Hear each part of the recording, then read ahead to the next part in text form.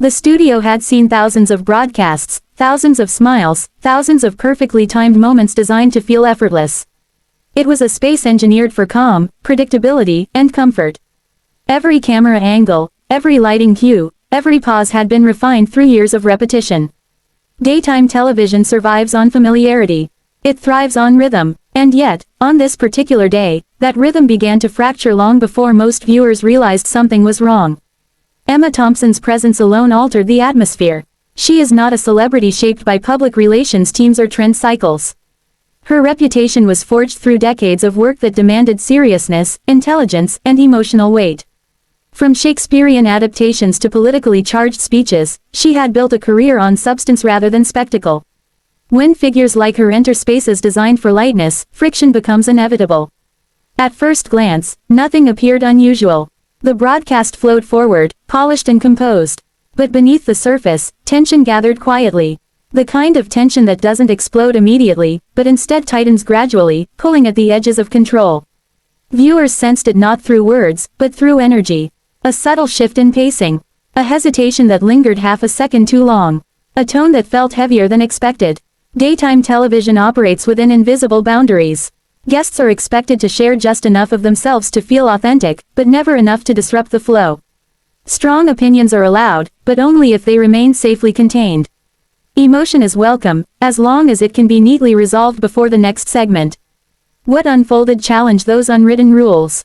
Emma Thompson has never been known for containment. Her career is a catalog of moments where she refused to simplify complexity for the sake of comfort. She speaks with conviction, she challenges assumptions, and she carries the weight of someone who has nothing left to prove. That combination can be electrifying in one setting and destabilizing in another.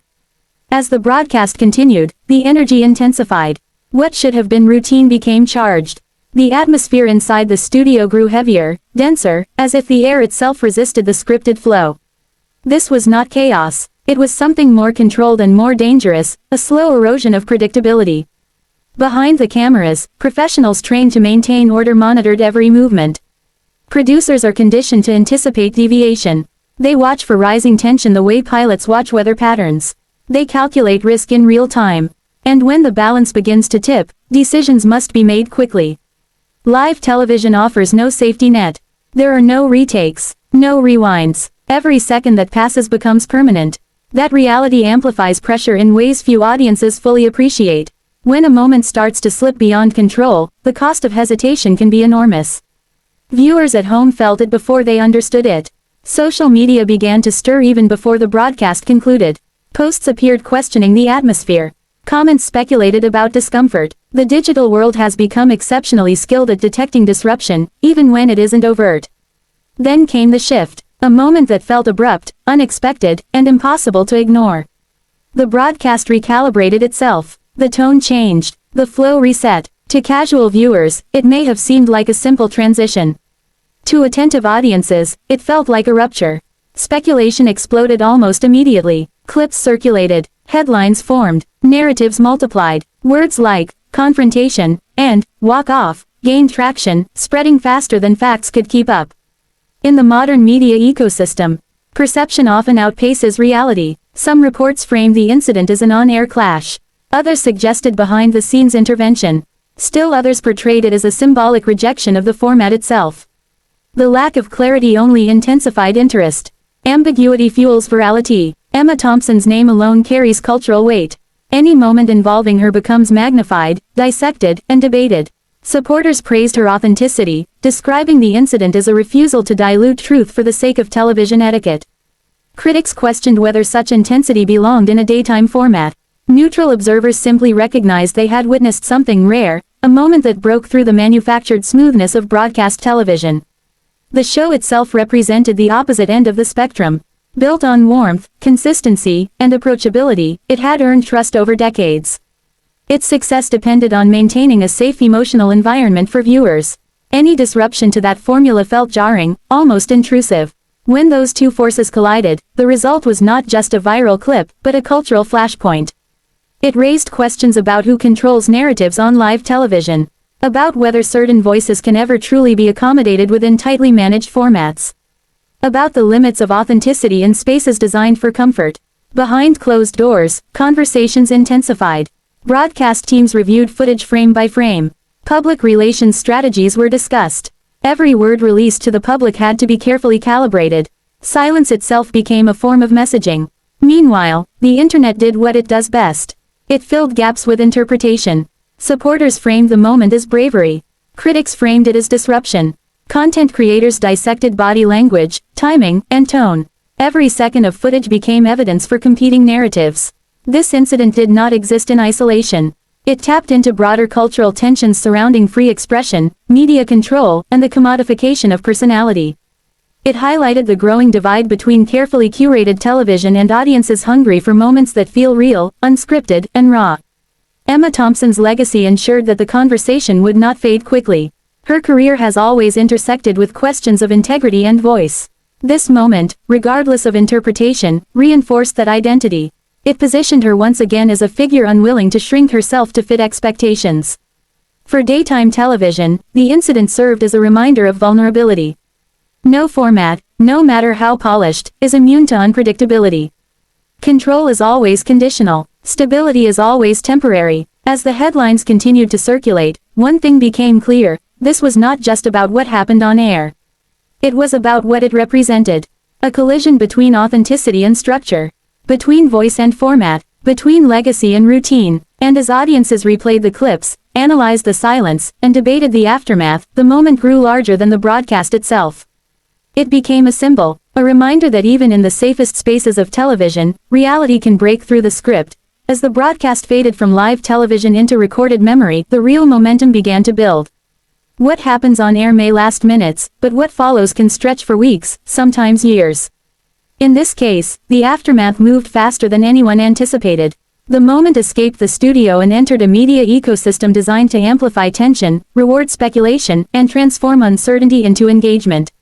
Inside production offices, attention shifted immediately from performance to protection. Every major broadcast operates under layers of contingency planning, yet no preparation fully neutralizes moments that feel unscripted and emotionally charged. Teams replayed footage repeatedly, not just to understand what viewers had seen, but to determine how it might be interpreted once stripped of context and circulated in fragments. Television is not judged solely on content, but on perception. Even when no explicit words confirm conflict, tone and energy can suggest it. The smallest deviation from expected rhythm can become the foundation for a powerful narrative. Producers understand this better than anyone. They know that silence can speak louder than statements, and that hesitation can be interpreted as tension. Public-facing responses require precision. Say too much, and you validate speculation. Say too little, and you allow the narrative to run free. In moments like this, restraint becomes strategy. Carefully worded acknowledgments, neutral phrasing, and an emphasis on professionalism are standard tools. Yet the more carefully managed the response, the more audiences sense something is being contained. Meanwhile, the digital response surged. Online platforms transformed the incident into a spectacle almost instantly. Short clips were reposted with dramatic captions. Reaction videos multiplied. Comment sections became battlegrounds of interpretation. Supporters framed the moment as evidence of courage and authenticity. Critics framed it as disruption or incompatibility with the format. Many simply watched, fascinated by the discomfort. This pattern has become familiar in modern media. Live television moments rarely remain confined to their original context. They are broken into fragments, repackaged, and redistributed with new meanings attached. The original broadcast becomes less important than the stories built around it. Emma Thompson's cultural status intensified this effect. She is not a celebrity defined by controversy, which made the moment feel more significant. When figures known for thoughtfulness and restraint appear to clash with established formats, audiences search for meaning. They ask what changed. They ask what was said that could not be shown. They ask whether something deeper was at play. Speculation filled every gap. Some narratives suggested ideological tension. Others framed it as a clash of personalities. Still others described it as a symbolic rejection of superficial conversation. The lack of definitive answers ensured that each interpretation found traction. Industry analysts weighed in. Commentators discussed the challenges of hosting high-profile guests with strong intellectual identities in spaces designed for accessibility.